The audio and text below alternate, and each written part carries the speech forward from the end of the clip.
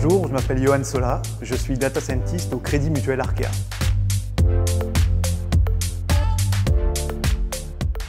Mon métier, data scientist, ça consiste à faire de l'intelligence artificielle, de l'IA.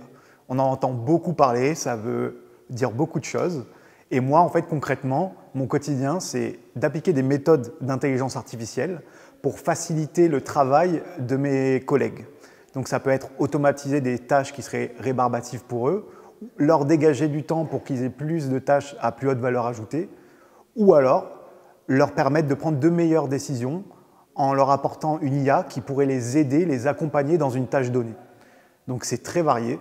Je bosse avec des gens des ressources humaines, des informaticiens, des conseillers clientèle en caisse. C'est très très varié et pas tout le temps en rapport directement avec la banque ou l'assurance. Par exemple, un projet que j'ai fait avec une de nos filiales, c'est de catégoriser des mails qui arriveraient dans une boîte mail.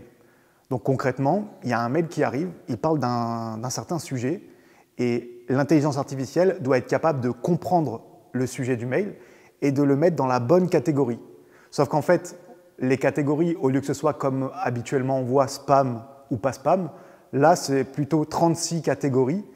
Et les catégories, ça va de le mail parle de carte bancaire, le mail parle de réclamation, des choses comme ça. Et l'IA doit être capable de lire le mail, le comprendre et de le mettre dans la bonne catégorie parmi ces 36. Donc pour une IA, c'est un sujet plutôt compliqué parce que comprendre 36 sujets différents et bien ranger les mails dans la bonne boîte, c'est compliqué.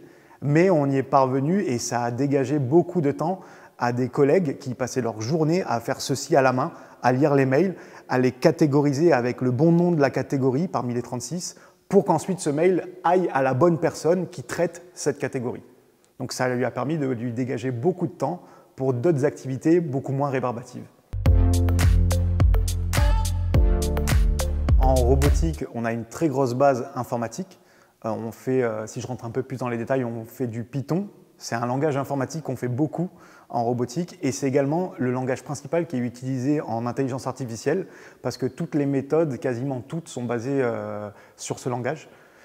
Et ce que j'ai vu aussi en robotique, côté mathématique, m'a beaucoup servi par la suite à comprendre la théorie qu'il y avait derrière l'intelligence artificielle, le machine learning.